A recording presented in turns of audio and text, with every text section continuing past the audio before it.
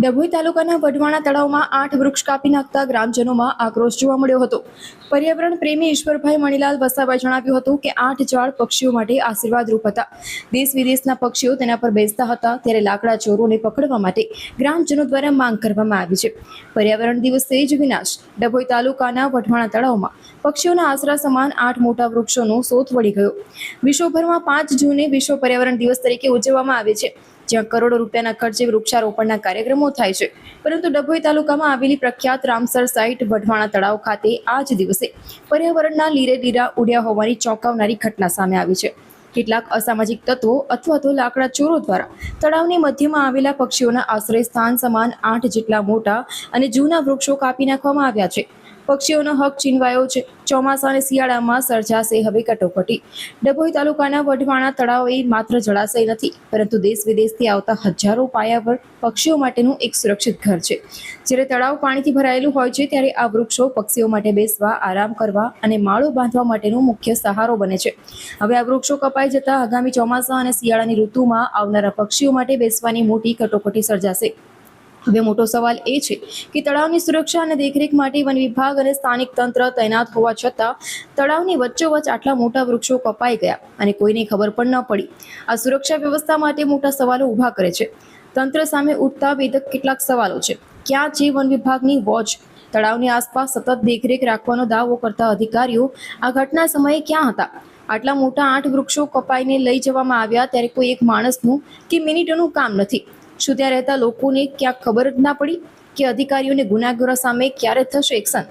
પર્યાવરણ પ્રેમીઓમાં ભારે આક્રોશ છે કે આ ગુનાહિત કૃત્ય કરનારા અસામાજિક તત્વોને ક્યારે પકડવામાં આવશે? લોક આક્રોશ અને આગામી આશા। એક તરફ સરકાર એક પેડ માં કે નામ અને પર્યાવરણ બચાવવાના મોટા મોટા ભાષણો આપે છે, ત્યારે વઢવાણા જેવા સંવેદનશીલ પક્ષી અભયારણ્યમાં વૃક્ષાનું આવી ક્રૂર કતલ તંત્રની ઘોર બેદરકારી ઉજાગર કરે છે।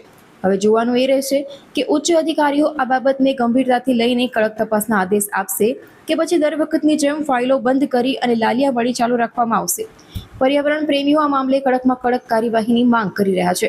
વઢવાણા પક્ષી સરોવરે પક્ષીઓ માટેનું એક આશ્રય સ્થાન બનતું જાય છે, ત્યારે ગઈકાલે 5 જૂનના દિવસે જે વિશ્વ પર્યાવરણ દિવસ ઉજવવામાં આવે, ત્યારે સરકારે અને સરકારના લગતા કેટલાય ખાતાકીય સંસ્થાઓ દ્વારા વૃક્ષારોપણ કરી અને સંસ્કૃતિ પ્રકૃતિની જાળવણી માટે વૃક્ષારોપણના પ્રોગ્રામ કરવામાં આવે છે। ત્યારે વઢવાણા પક્ષી સરોવર ખાતે વૃક્ષોનું સદંતર માટે નિકંદન કરવામાં આવ્યું છે।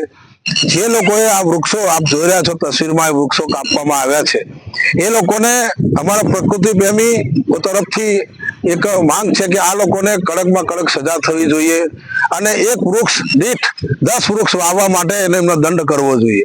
એ રીતે અહીંયા સ્થળ પર લગભગ 8 વૃક્ષ કપાયા છે, તો 8, 10, 80 વૃક્ષ 5 વર્ષ સુધીને વાઈને એને ઉછેરે એવો દંડ કરવો જોઈએ। તો આવા પ્રકૃતિ વિરોધી માનસિકતા ધરાવતા લોકોને ખરેખર એમને દંડ મળવો જ જોઈએ, સજા મળવી જ જોઈએ। આ પક્ષી સરોવર એટલે પક્ષીઓ માટે ખરું, પશુઓ માટે, બધા માટે આશ્રય સ્થાન છે, અને વૃક્ષો વાવી અને જતન કરવું એ કેટલું કપરું ચઢાણ છે। આજે પ્રકૃતિની અંદર જોવા જઈએ તો કેટલે આપણે ગ્લોબલ વોર્મિંગ ને એના કારણે વાતાવરણ કે ગરમી કે ઉપર નીચે થયા કરે છે, ત્યારે અસહ્ય ગરમીના કારણે પબ્લિક ત્રાહિમામ પોકારી રહી છે। ત્યારે પક્ષીઓનું આ આશ્રય સ્થાન વઢવાણા પક્ષી સરોવર, ત્યાં વૃક્ષો કાપી રહ્યા છે લોકો। અહીંયા આ વૃક્ષો જે કાપ્યા છે, આમાં કેટલાક પક્ષીઓના માળા હતા, જે માળાઓ તૈયાર કરીને પક્ષીઓ ઈંડા અને બચ્ચા પણ ત્યાં કર્યા હતા, પરંતુ આ જોયા ભર્યા આગળ જે વૃક્ષો કાપ્યા છે, પક્ષીઓના ઘર છીનવાઈ રહ્યા છે, અને આ વૃક્ષો કપાવાથી અમારા આજુબાજુના પ્રકૃતિ પ્રેમીઓમાં ઘણી ચિંતાનો વિષય બન્યો છે।